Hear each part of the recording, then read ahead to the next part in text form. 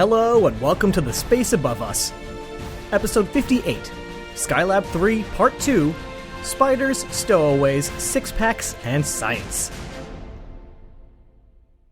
Last time, we met the crew of Skylab 3, the second mission to America's first space station.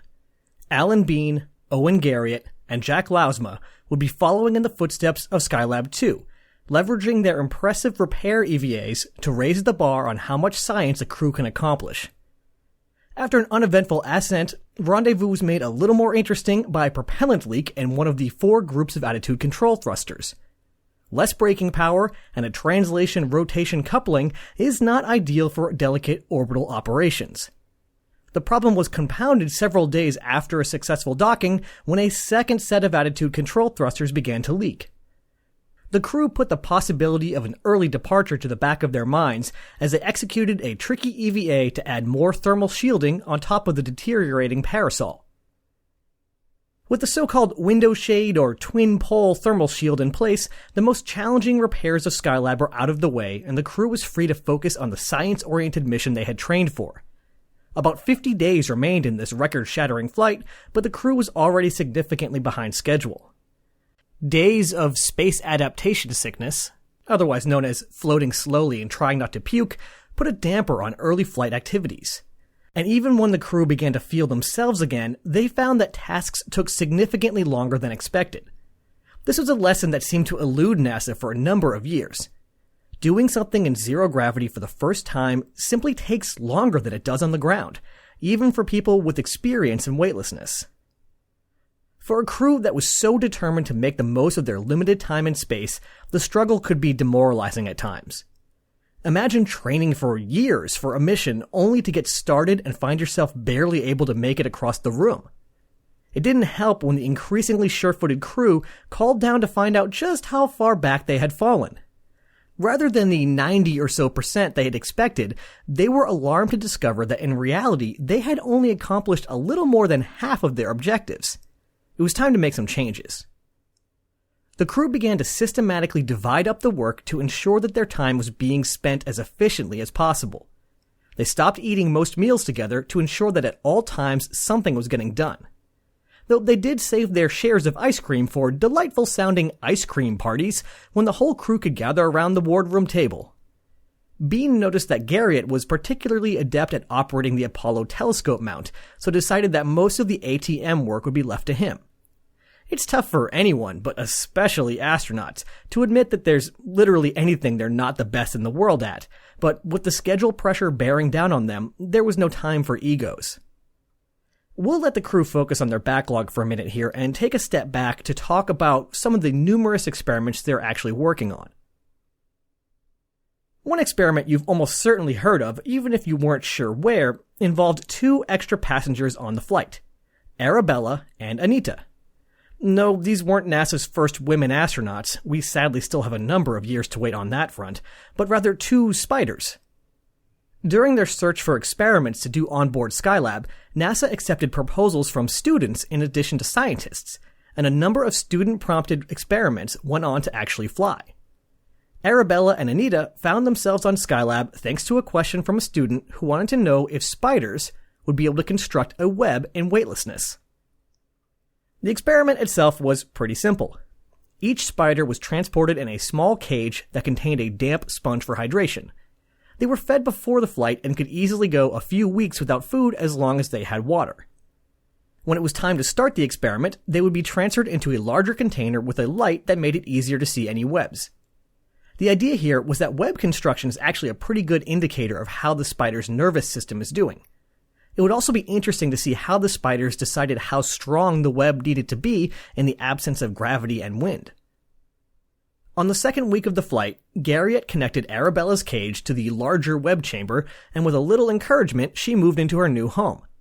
Her first web wasn't great, maybe a little spider space adaptation syndrome. But after the shaky start, she began to get the hang of it and made a reasonably good web. After a while, Arabella was returned to her cage and Anita was given a shot. Anita performed pretty much the same as Arabella. Unfortunately, both spiders died a few weeks into the mission, but don't feel too badly. In an effort to keep the spiders and the experiment going, Owen Garriott had started feeding both of them small slices of filet mignon.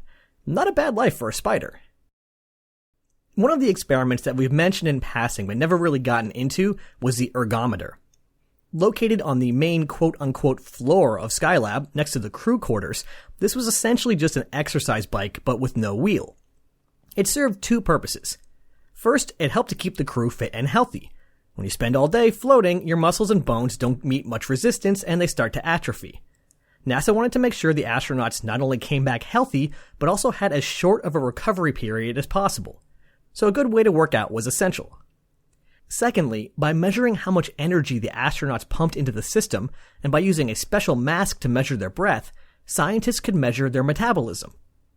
I'm just speculating on this, but I bet the idea here was to see if the low-stress, floating lifestyle caused changes to metabolism over time, which could have important ramifications for even longer flights. The ergometer was designed to be used with an elaborate harness, which would prevent the crew member using it from just floating away. But this ended up being the latest on the list of stuff that seemed like it would work when we tried it on Earth. The Skylab 2 crew found that the harness was uncomfortable and forced them into a posture that wasn't exactly ideal for exercise. It also clamped onto their legs painfully hard. It was so bad that they found they couldn't go more than a few minutes on the bike, which alarmed the doctors responsible for the crew's health. If they couldn't work out, they might not be able to stay for the full planned duration. They tried adjusting it in a bunch of different configurations, but none of them really worked. Eventually, they tried just ditching the harness entirely, and that somehow worked great. To be honest, I'm not entirely sure how this was possibly ideal, but then again, I also haven't used an ergometer in zero gravity. Since there was no up or down, the crew was also able to get an upper body workout by pedaling with their hands. Neat. One of the more important and seemingly time-consuming experiments was the Apollo telescope mount. The ATM has played a prominent part of the crew's life during extravehicular activity, but what about when they're still inside? Well, it's a pretty prominent part of the crew's life then, too. As we discussed before, the ATM was a bunch of specialized instruments, cameras, and filters designed for studying the sun. It's easy to take our understanding of the sun for granted these days with spacecraft like ACE, SDO, and SOHO, and any number of other heliophysics missions. But back in 1973, there was a lot we didn't know about the sun. I mean, that's probably also true today, but you know what I mean. I'm just going to be straight with you and say that I don't know a ton about the nuts and bolts of actually operating the ATM, which is a shame because that's the sort of thing I really enjoy digging into. But I can tell you a little bit about how the astronauts interacted with it. When they weren't crawling around outside of it swapping film cassettes, the crew interacted with the ATM using a control panel inside the multiple docking adapter. The control panel was a pretty imposing looking apparatus. It looked sort of like a mix between a desk, some microscopes, an oscilloscope, and a big old pile of surplus Apollo control switches and dials. It actually came with a chair, but as soon as they tried to use it in zero gravity, the astronauts realized it was completely useless. Instead, they used their special shoes to hook into the small triangle grid floor under the desk. The hardest part of using the ATM was catching transient events in action. By monitoring active regions on the sun, it was possible to get a little warning, but you still had to react quickly. The Skylab 2 crew was able to train their instruments on a solar flare, but the Skylab 3 crew was the first to capture a coronal mass ejection. A coronal mass ejection, or CME, happens when the magnetic field of the sun gets all twisted up, which ties up a bunch of energy in the twisted magnetic lines. Eventually, the field snaps back to its default state and in the process launches an enormous amount of solar plasma out into the solar system at absurd speeds. I'm talking like 300 miles per second. We care about this because every once in a while, one of these giant balls of plasma gets launched at the Earth. When the ball hits the Earth, it distorts our magnetosphere and funnels charged particles down towards the North and South Pole. This creates nice-looking auroras, but can also mess with satellites or, when strong enough, even induce currents in electrical grids on Earth. A really bad CME has the potential to do a lot of damage, so it's important to understand how they work so that we can prepare for them if one is about to hit, and the Apollo telescope mount played a big role in that. What I like about the ATM is it's a good example of how humans in the loop can really be helpful. There's obviously a debate to be had about if the added expense of supporting a human crew is worth the extra flexibility and capability they provide, but there's no denying that the extra flexibility and capability is there. Rather than develop an automated way to identify a likely CME, line the instruments up with it properly, and start recording science data, Skylab relied on a person to make those judgment calls. Humans are really great at pattern recognition and inference that are obvious to us but difficult for a machine. It actually kind of reminds me of the early visions for spaceflight before everything became all electronic and uncrewed.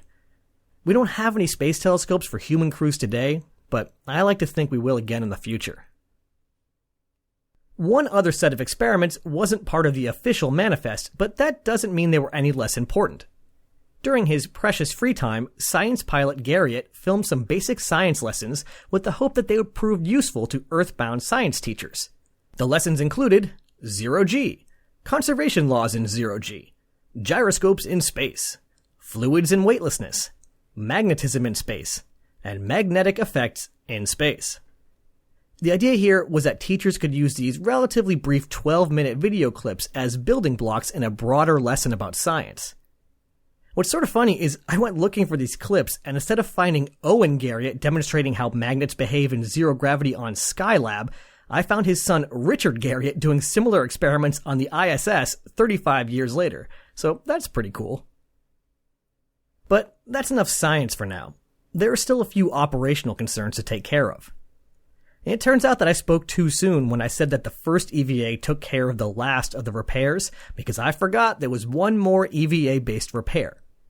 Spread around the spacecraft were a number of rate gyros, which provided the ship's computer with information about how it was rotating. These rate gyros were not big fans of the high heat of the first 10 days of the mission, so had been acting erratically ever since. With that in mind, Skylab 3 had launched with 6 new gyros in a package called the Rate Gyro Package, which the crew dubbed the Six-Pack. The Six-Pack was actually deployed inside the spacecraft in the MDA, but in order to bring them online, wiring on the outside needed to be rearranged.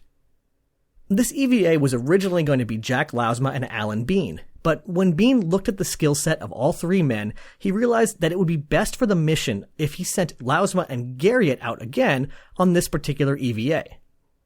Turning down an EVA is no small thing, but Bean prioritized the success of the mission. About halfway through the 59-day mission, Garriott and Lousma headed back outside. Lousma's main task was to handle the rewiring, while Garriott focused on ATM film swaps as well as some material science experiments. The pressure was really on Lousma, because if I understand correctly, if he was able to disconnect the old cabling, but unable to connect the new cabling, that would be game over for the station. It's not every day that the fate of a $10 billion space station comes down to your ability to not fumble some cables. The new cables were designed with EVA gloves in mind, with larger areas to grab onto. The old cables were not intended to be serviced, so instead of easier to handle cables, engineers cooked up some special pliers that would work with these specific cables. There were some tense moments as Lousma used plain old brute strength to accomplish his task, but in the end, he got it done. After 4.5 hours outside, the 2 men came back inside, and EVA-2 was in the books. Alright, it's about halfway through the mission, the crew has taken the record for longest spaceflight from Skylab 2, and things seem to be going pretty well. Let's check in on their backlog. Actually, things are going pretty well here. Not only have the crew been catching up in their backlog, they eventually surpass it. They start bugging Houston for more stuff to do since they've already completed their scheduled objectives. It seems that their tight teamwork, heads-down grit, and systematic approach were making a real difference in their day-to-day work. But not everything aboard Skylab was work. Let's leave the crew to their backlog again and take a look at a few little bits of a typical slice of life that I picked out. First, let's talk about the shower. Yes, that's right. Skylab had a shower. With such long missions in mind, and perhaps with the distinct aroma of the Gemini 7 crew still searing their nostrils, NASA knew it would be important to give the crew a way to stay clean. Just like the 1G style bottom floor of Skylab, the shower itself was a bit of an experiment. No one knew if it would be practical or not, and the only way to find out was to try.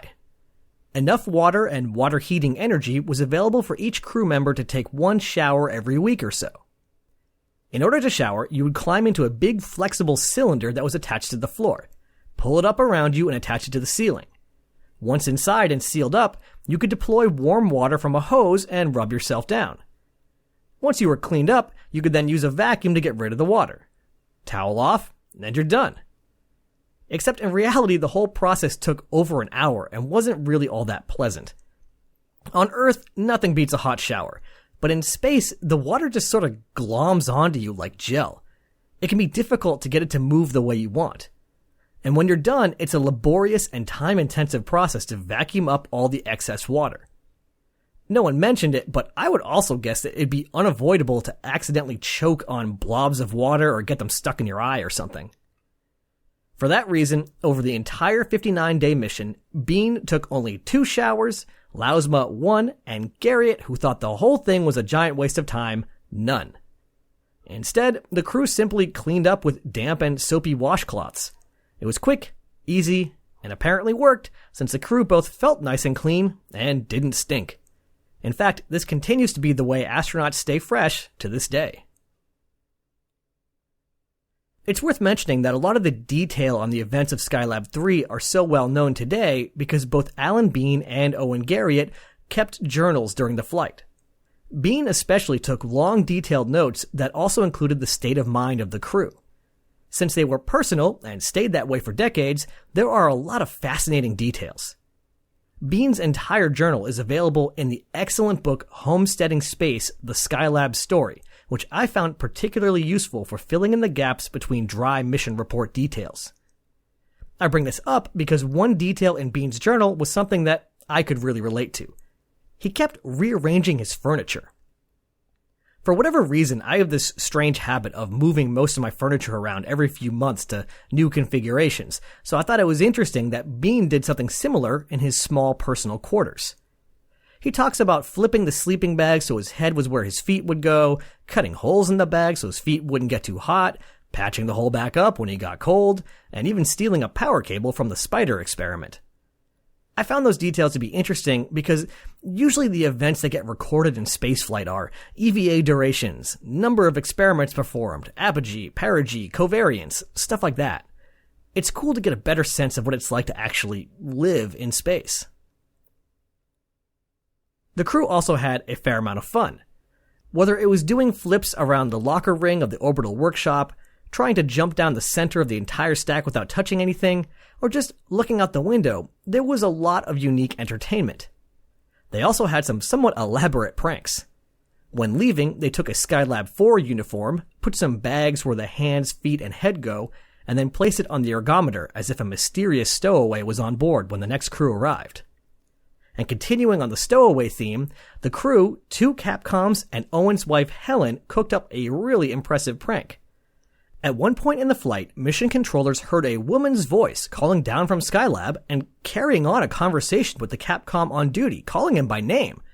She identified herself as Helen Garriott and seemed to actually be up to date on recent news, mentioning the wildfires visible from orbit. Mission Control was, of course, baffled. This was clearly a goof, but how?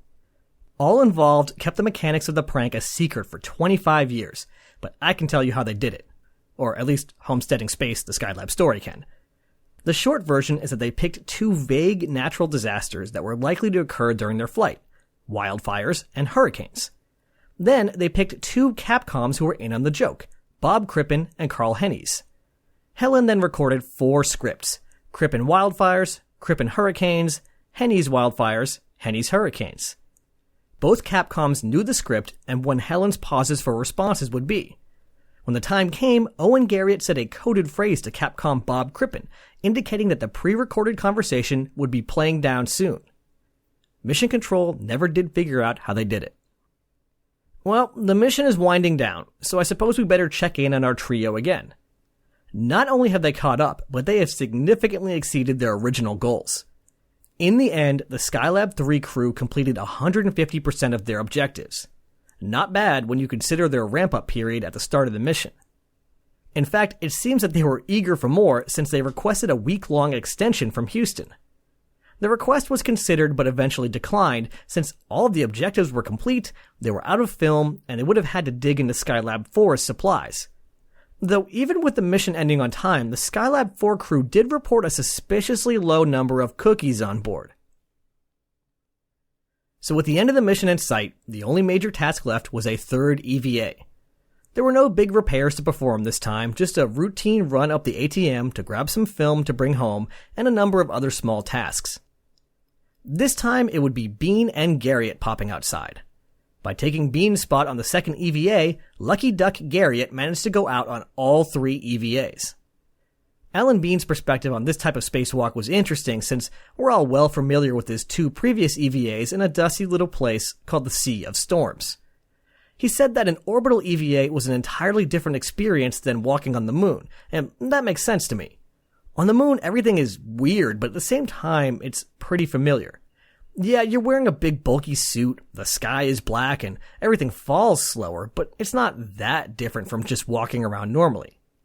In orbit, you just have this door into the void, and depending on how you've oriented yourself, you could consider yourself to be sticking your head out of a ceiling, opening a door on the wall, or even descending down into an infinitely deep trap door. The view is also a totally different experience in orbit. In fact, Bean got a rare treat. At one point in the EVA, as he was working on some minor fix, Mission Control asked him to sit tight for the orbital night as they evaluated the repair. He had nothing to do but look around and enjoy the scenery for like a half an hour. Few have had that privilege. All that was left after EVA 3 was to get ready to come home. The mission had been a wild success up to this point, but the crew would still have to contend with the crippled attitude control system on the service module. In the end, there wasn't much to worry about. I imagine that the symmetrical failures of Quad B and D helped, but when the time came to back away and re-enter, there were no problems. After 59 days, 11 hours, and 9 minutes in space, the crew of Skylab 3 splashed down in the Pacific Ocean, about 200 miles southwest of San Diego. Of course, it landed in the stable 2 orientation with the pointy end down, but once the airbags inflated, it righted itself. Once safely on board the USS New Orleans, the big question was how the crew was feeling. They had more than doubled the record for spaceflight duration, but had the stay taken its toll? It had, but it was manageable. Bean found himself wanting to lie down a lot. Garriott found that he was unable to walk across his bedroom in the dark since his sense of balance was so wonked out. Lousma tried to transfer something from one hand to the other by gently floating it over, only to relearn an old lesson at 9.8 meters per second as it smashed to the ground. Lousma also captured the feeling that accompanied their lower blood volume by saying, "I didn't feel bad, just lazy." Just like their initial adaptation to space, their re-adaptation to Earth took a few days to be comfortable and a few weeks to really fully be up to speed. Maybe this long duration thing was doable after all. As we turn our attention away from the successful flight of Skylab 3, NASA turns its attention to the upcoming flight of Skylab 4. And since clearly the previous crew had not been given enough work to do, scientists and flight planners recalibrated and created a schedule over-brimming with objectives. Skylab 3's sprint-like pace was now the new normal. Let's find out if the final Skylab crew can keep up. Ad Astra, catch you on the next pass.